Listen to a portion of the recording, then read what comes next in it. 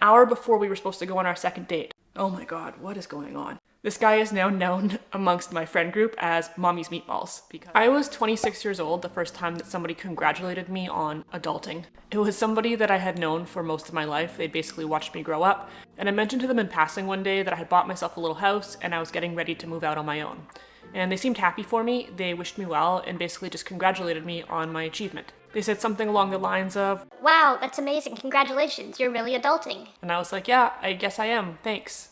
At that time, adulting seemed like an appropriate word choice. To be honest, I always thought it was a bit of a dumb phrase, but I did feel very young at that time, and buying a house and moving out felt like a huge milestone. It felt like my first real steps into adulthood.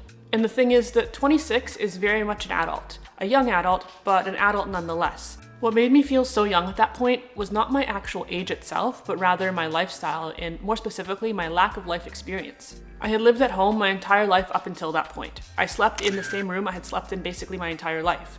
I worked, for sure, and I paid most of my own bills and contributed at home financially a little bit, but I was really a baby. Like, my mom cooked almost all of my meals for me, she cleaned the house, my bedroom was a mess. Basically, work had taken the place of what school used to be in my life, but nothing else had really changed. I never really had to worry about paying bills because my expenses were so low that I was able to save the majority of my income even after paying the things I had to pay for, and I knew that no matter what happened, I would never be out on the street, I would never be without a roof over my head. I was also very non-confrontational, and I realize that might sound surprising considering that I often seem to have quite a big mouth and some pretty strong opinions, and both of those things are true. Is what's a polite way to say this? A clusterfuck, and that is to sell you shit. The most shittiest shit I've ever seen in my life, and also go fuck yourself. The most useless crap, the cheapest quality garbage I'd ever seen, whatever the fuck that's supposed to mean. But in my personal life, I really dislike conflict. I did back then, and I still do. The thing is that back then, I didn't have the confidence or the ability to advocate for myself, or at least I didn't feel like I did. The slightest discomfort was often enough to bring me to tears, and so in avoidance of that, I often just didn't stand up for myself at all and just let people walk on me because I didn't know what else to do. Needless to say, moving out was a very mentally healthy thing for me. It forced me to have accountability and responsibility and learn to deal with things on my own to an age-appropriate degree. It forced me to grow up, and not at all in a bad way. In fact, I don't really feel like these lessons were actually hard for me to learn after all, but when I look back at my life from 5 years ago, I really don't even recognize that person anymore. Like, I feel like I have grown and changed so much since then. And to be totally fair, I think there should be a big difference between being, say, 25 or 26 and being 30 or 31. There should be a notable level of maturity that develops over that time. But in my experience, that's becoming less and less the reality.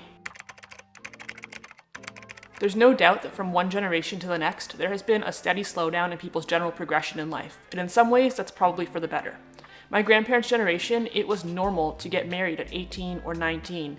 And by the time that you were 20 or 21, you were already squirting out babies left, right, and center. And I think that in a lot of ways, the culture at that time around the war and the depression played a big role in it. There was also a huge stigma back then around premarital sex, which I think pressured a lot of people into getting married a lot sooner than they otherwise may have. And let's talk about the fact that women in the workplace weren't really a thing back then. It was very rare for a woman to have a job. They weren't allowed to have bank accounts or credit of their own. And so in a lot of ways, getting married to a gainfully employed man was really the only way to survive. It was a necessity more than it was a preference. And of course, birth control wasn't really a thing like it is nowadays either. But by the time that the baby boomer generation reached adulthood, it seems like that entire timeline had shifted about 5 to 10 years. Now it was more normal to hold off getting married until your mid to late 20s, but even by that point, by your late 20s, by your early 30s at the latest, most people were moving along in life. They were getting established in their careers, they were getting married and planning families, and they were buying houses. And then came my generation, the millennials, and everything changed yet again.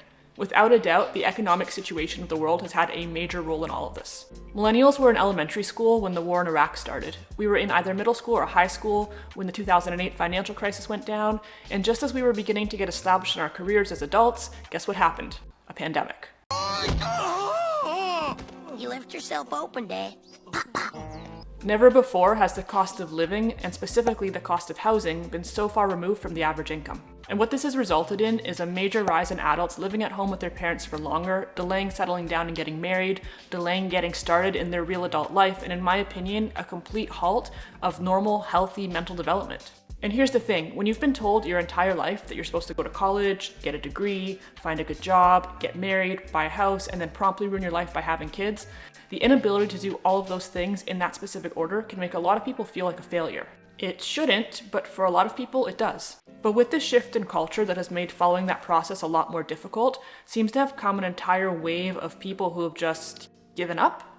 It's like many people have decided that because they can't afford to buy a house or to raise kids or to do whatever other specific goal they had in mind in the exact way they had imagined it, that maybe they shouldn't bother at all. Maybe then there's no point in even trying. And as a result, more and more people in their late 20s, in their 30s, and even in their 40s are just refusing to grow up altogether. And it's a problem. But even still, I don't want to be dismissive of the fact that things are expensive. It's rough out there. Life is not easy. If you feel like you're falling behind in life or like there's something holding you back from achieving your goals, therapy can be an excellent resource to help you overcome whatever it is that's getting in your way. And I'd encourage you to give it a try with the sponsor of this video, BetterHelp. BetterHelp makes it easy to start taking control of your mental well-being. Not only is it more affordable than traditional in-office therapy, but it's a lot more convenient too. All you have to do is click the link in the description box down below and fill out a quick questionnaire, and then BetterHelp will custom match you to one of their over 30,000 licensed therapists, in most cases within 48 hours. From that point, you can schedule your sessions at a time that works for you and meet with your therapist either over the phone or over video call or over Messenger, whatever you prefer. And the best part of all is that if for any reason your therapist isn't a good match for you, you can switch to a new one at any time and for no extra cost and without any awkwardness. That's the best part, really.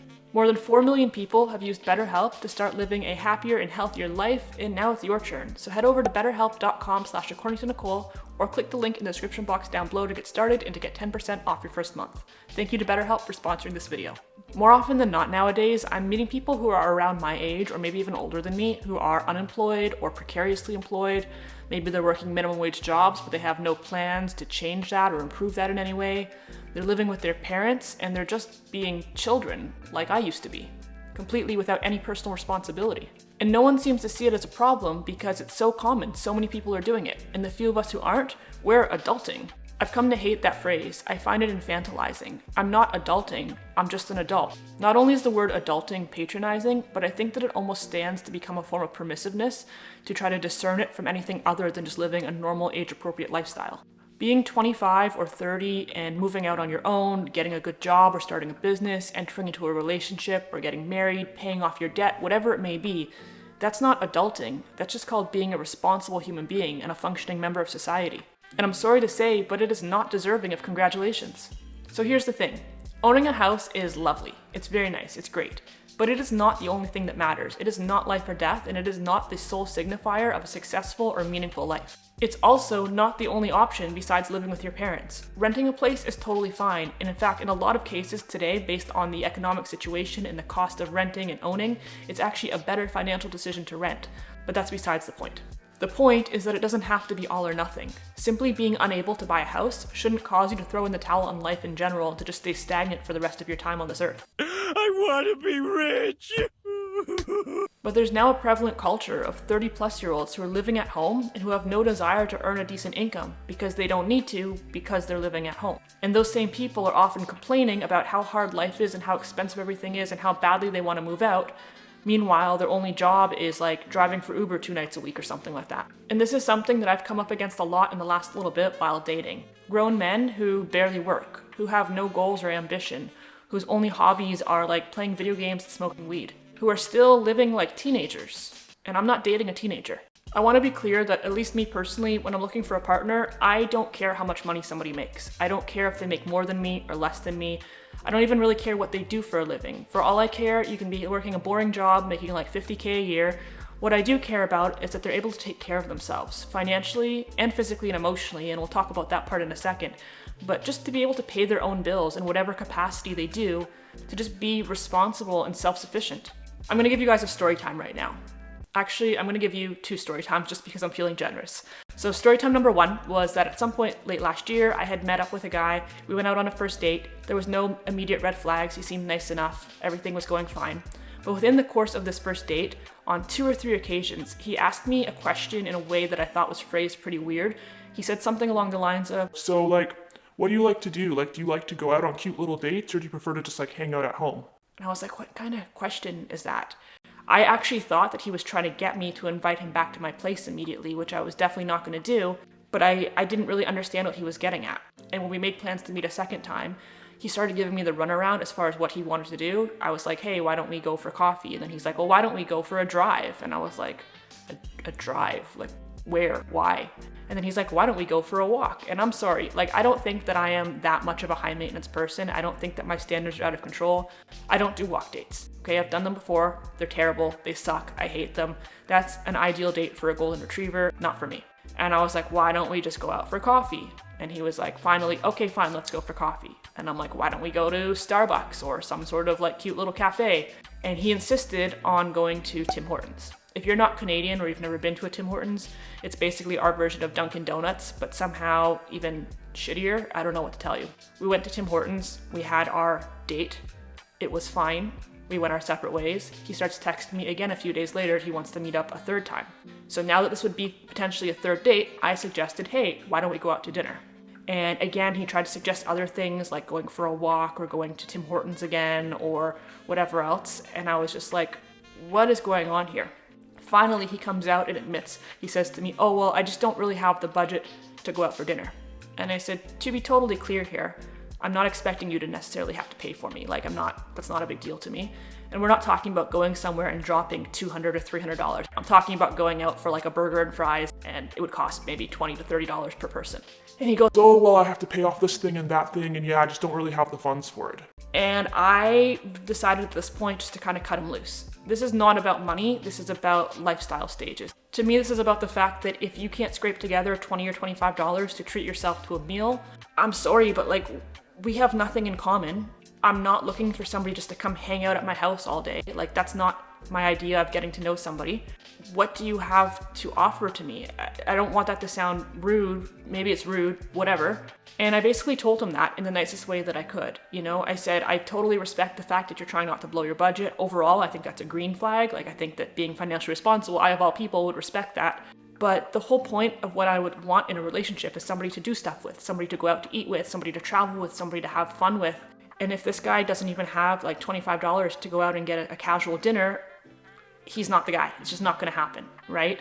And the thing is that he told me what he did for a living. It wasn't what I would consider to be a gainfully employed career. And when I said to him, so like, is this kind of your long-term game plan, or is this a job you're doing just in the meantime? He expressed no interest in changing his situation, which to me was the problem, right? Like, if he's going, hey, I'm working this kind of crappy job right now, and it's because I'm working on building this thing or getting this degree or getting into this field, no judgment at all. I think that's fine. I totally get it.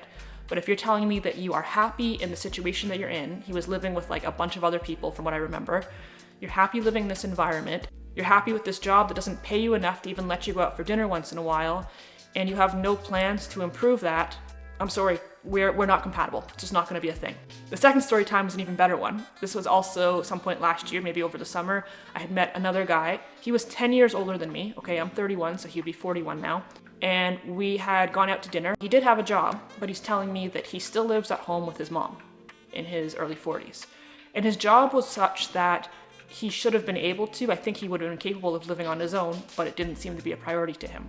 And I specifically said to him, do you find that living at home stifles your independence at all? Like, obviously you have a job and you could pay your own way. Do you find that it stifles your ability to live an autonomous lifestyle or to have the freedom to do what you want? And he insisted that it didn't. He insisted that no, like, he just lives with his mom because they get along great, and you know, why bother spending money somewhere else? And again, that in itself is like a red flag, because like I'm saying, in my experience, it's not just about the situation you live, but it's about the environment that creates. But he insisted, oh, it's no problem, you know, I'm an independent guy, I do what I want, I make my own money, I pay my own bills, I just live at my mom's house because I can help her out with things and she's on her own. So we made plans to go out a second time. And an hour before we were supposed to go on our second date, this guy sent me a message.